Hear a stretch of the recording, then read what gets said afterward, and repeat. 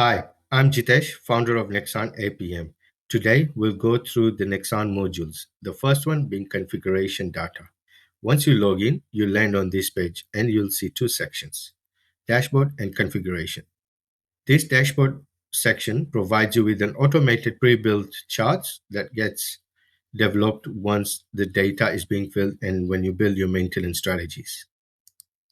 Configuration, this is where your setup data is, and RCM related data is pre-populated for you once you build your maintenance strategies or as you go. Your labor, spares, equipment and tools, and catalog profile, which are your CMMS failure codes. If you prefer to use your own company data or from the other tools, you can always import your labor, spares, equipment and tools, and failure code data from our templates that you can download, fill, and import them. Once you've got that data set up, we have task bundling rules.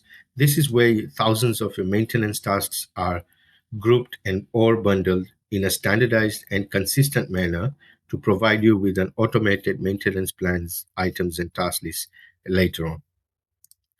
You can then bring in your company's risk matrix data and set them up here with consequence types, severity, likelihood, and detectability.